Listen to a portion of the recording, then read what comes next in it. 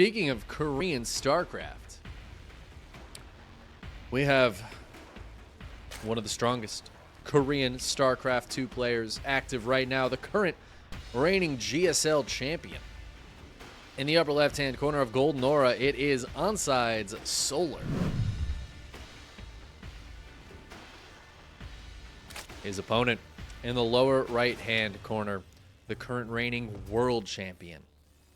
It is Dragon Kites Gaming's Oliveira. And Oliveira's had some really solid results lately. I mean, he's looked very strong. I feel like he's taken down Dark a few times in recent months. So his TVZ is pretty top-notch. He's had some really fun matches, too, specifically against Dark. So I'm excited to see him here against Solar. Obviously, Solar has been looking top-notch. His form lately has been maybe the best form of his career. Winning that GSL is a huge victory for him. And something he's been chasing for a long time.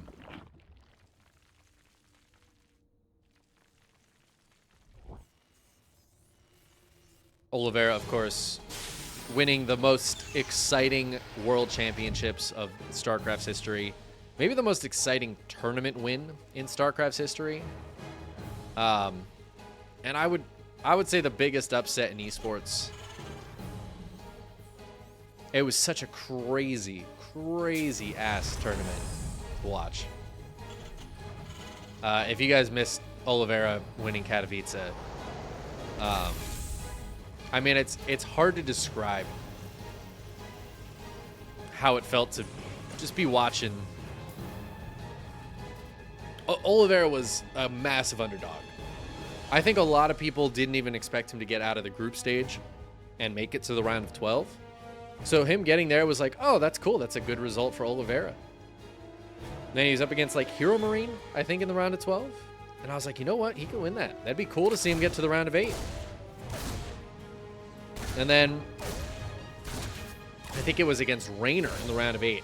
And we all kind of wrote it off. Raynor had been looking so good against Terran. Then he's up against Hero, who had been looking so good against Terran. Then he's up against Maru, who had been looking so good against everything all the time. Man, if he didn't just beat them all. Oh, insane. Insane. Since then, though, he has had some good results. I feel like he's had taken some good games and some good matches. Still showing his form. He did look really strong. It was a couple months ago, maybe, in the KSL. He had some really strong results, but I'm pretty sure the finals, he actually lost against Solar. So Solar still standing strong against Oliveira. It's going to be a Hellion opener here for the Terran. Pretty standard stuff. Might go into Banshees after that. That's what this is looking like. Classic Hellion Banshee 3cc opener. You'll love to see it. Reaper not able to get any damage done, but to be expected. Are the Katowice qualifiers for Asia this week? They might be. Honestly, I'm really bad at the schedule for that. I'm not really involved with the casting of it at all, so I'm bad at keeping track of those things. I struggle with schedules in general, but when it's something I'm not actively involved in, I'm like even worse. I'll turn the stream on. I'll be like, what's going on? What's happening over here? No clue. Solar going to sacrifice an Overlord to see what's happening. He's going to see pretty much everything he needs to know this is a standard macro opening from his opponent, which is really good for Solar to know, right? Oliveira is the kind of player he could definitely pull a cheeky Hellbat push or something that would catch Solar off guard. The Overlord comes in here, scouts the 3rd CC, sees that it's Hellion Banshee, and he knows he doesn't have too much to worry about, right? His Spore's got to be on time. Needs the Queens out front, maybe a handful of Lings. And he's just going to be playing defensively. Solar tends to be a very defensive-focused Zerg in this matchup. Again, just defending with the Queens. Heading towards likely Ling Bane. As I say, he puts down the Bane Nest. Thanks, Solar. Thank you for confirming. And this is going to be a nice macro game. I think it's really going to be on Oliveira to get some damage done and try to put Solar into a bad spot. He's not going to be able to do it for a little while. Obviously, the Hellions are out there. There is a single Banshee with no cloak hanging around. Did he cancel cloak? Felt like he had it on the way, but maybe he canceled it when he was scouted. Went for just a single Banshee. Does make the Banshee a lot less scary. Like, 2 cloaked Banshees is definitely scarier than 1 uncloaked Banshee for Solar to deal with. But yeah, Oliveira needs to get some damage done. He needs to get in there with some Marines. Solar, I mean, his creep spread is pretty stellar. As far as the Koreans go, Solar has the best creep spread. And if Oliveira doesn't start clearing some of that, getting some scans down, I mean,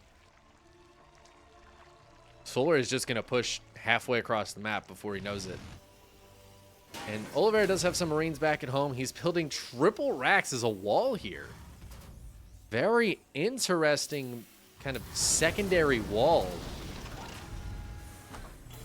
to defend this base from any attacks. It's very interesting. It makes me think he's probably going to expand here with a planetary, and I kind of like that.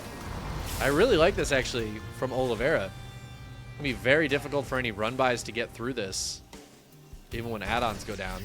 And now Oliveira is out here with the Marines. He's going to start killing some of this. Needs to get a scan for the creep spread.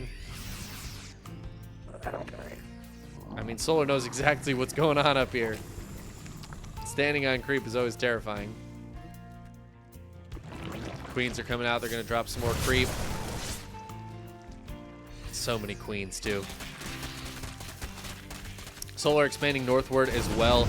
This base is going to be under heavy assault, especially if Oliveira takes this as a 4th. But just in general, he's going to be pushing this direction, right? This is exactly where you expect the Terran to push from. That's why Solar has been pushing this creep so hard. He wants to hit this mid-map section and delay Oliveira as much as he possibly can and make this a much scarier proposition for Oliveira to attack through. And at the same time, Solar can expand up here. I would not hate to see him take this base soon as well. That way, if he does have to evacuate this, worst case scenario, he's got bases to send units to. But right now, Oliveira is sieging up. He's leapfrogging these tanks forward. And he is just going to put this pressure onto Solar. Solar has some Hydras out. They're about to have their groove spines. So their range will be increased by a little bit. And he's going to go for a big, either a run by, or he's going to try to hit this from the backside as well. I think this is going to work out better if he actually closes in on this, maybe picks up some of these reinforcements. The Queens try to hold the front a little bit with the Lings, Banes, and Hydras. The drones do get evacuated, and the Lings and Banes go in for the counterattack. Oh no, Oliveira leaving the door open. The Lings and Banes getting into the natural. Oliveira trying to push forward, eating some Bane shots, but the Hydra's trying to run away from the Stim Marines. It's not working too well. The Bane Nest might go down here. Down it goes. No more Banelings for Solar. And while Solar got a lot of damage on the other side of the map, he's pulling these Lings back home from that counterattack. He's got to be so careful, though. He could hit a massive surround here. He's going to go for it, pulling drones, hitting Lings on the backside. Does he have enough to break this? Oliveira only at 30 workers back at home. But Oliveira is holding strong. There's still 2 siege tanks here. One of them finally goes down. The Marines desperately trying to hold on. The medevacs are out of juice. And it looks like Solar's going to clean this up with reinforcements. It's so painful. He lost 35 drones, but Oliveira, he's got nothing in his natural and his 3rd right now. There's just a handful of SCVs between those 2 bases. He's going to Maynard some down from the main base. It's 30 SCVs to 48 drones, but Oliveira is way up in army supply, and I think he recognizes that. Also recognizes that the Bane Nest is still dead. And without Banelings, these Marines do not have to be nearly as scared. And I don't think the Lings Hydras is going to be enough drones coming off the line, but Solar is going to be forced to tap out. That counterattack getting so much damage done, but that's future damage. Killing SCVs is future damage, and Oliveira said, don't care about that. I'm going to kill you now. Knew he had the army supply lead, killed a lot of Solar's drones, but killing that Bane Nest, I think, is the real... That was the real killer. Yeah, if Solar had been able to morph, like, even just 8, 9, 10 Banes for that second wave, he might have been able to hold on. But with just Lings and Hydras, most of the Queens had died too. There's really no chance against that many Stim Marines. They are just going to overpower. Oliveira takes game 1, and we're heading to Oceanborn for game number 2.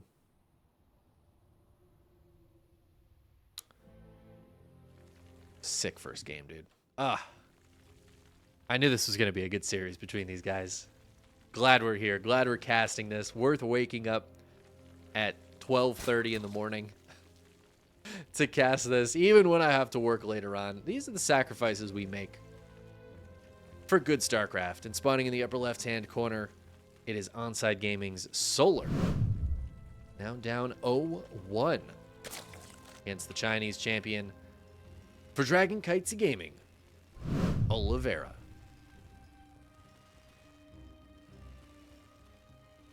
If you guys are enjoying this, please consider hitting the follow button on Twitch, hitting the subscribe button on YouTube. Trying to beef those subscriber numbers up. I'm thinking about if I can get to 1,000 subscribers on YouTube, I'll do a 24-hour stream. I think that's what I'm going to push for. I think that's what we're going to make. We're going to make the goal. A 24-hour stream once I hit 1,000 subs on YouTube. It's a while away. It's a ways away. But, consider subscribing so that I can, give some more content. Content is always good. And as much as I love casting StarCraft, I would love to also do some other things, like maybe play some StarCraft. Do other things on this channel sometimes. Or even cast more StarCraft. Imagine that. Maybe part of the 24-hour stream can be putting on a tournament. That could be fun. Oliveira opening up with a double Rax Reaper, the old Bjorn build. I like that the Terran players are still mixing this in. I think this is a really strong build. I think it's smart not to do it every single game, but it does force a different reaction from the Zerg. It forces the opening to be a little bit different for both players. And there's still a lot of variety to be had with this opening. You don't just have to immediately go into like a ton of Marine production, or I don't know. There's a few different options, right? You're likely to just get into Marine production afterwards, but how many Marines, how quick your third base is, or your follow-up racks are. I mean, there's still a lot of build options afterwards. And not even just afterwards. Like, how many Reapers you build can vary game to game. It looks like Oliveira is going to go for 4 Reapers. For a while, 3 Reaper was standard. I do feel like I've seen the 4 Reaper a little bit more.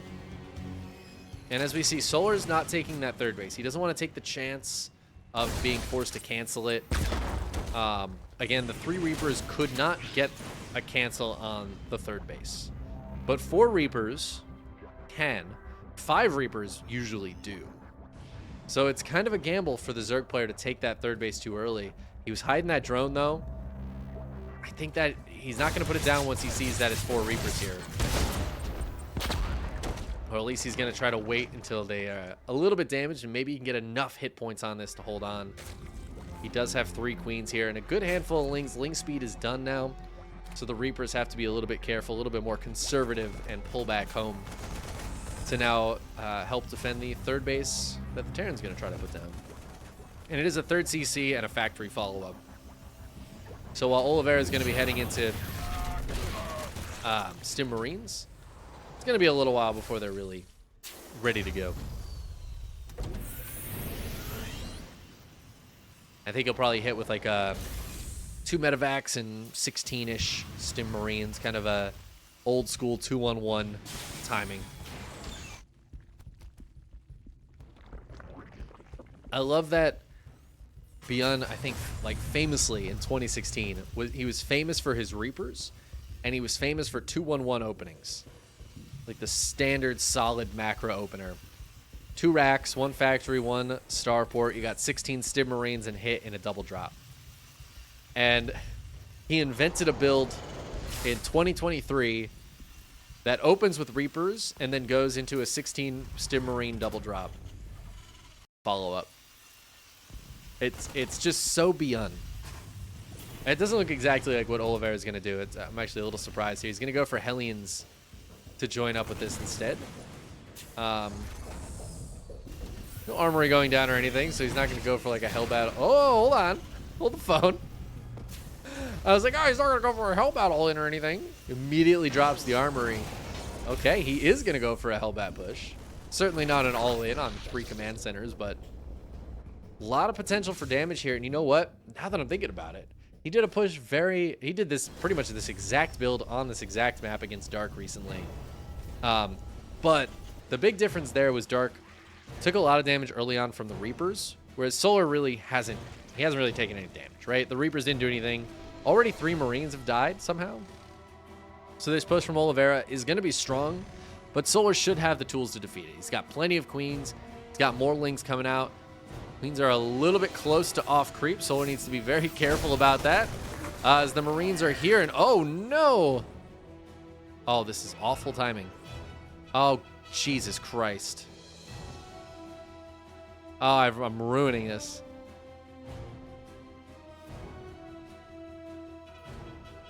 My internet is totally fine. It's just my connection to BattleNet. God damn it.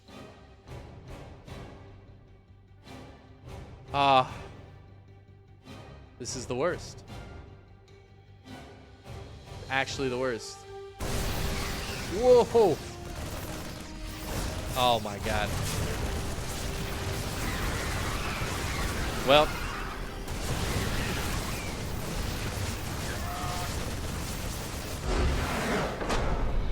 They might replay that game. I need to do something.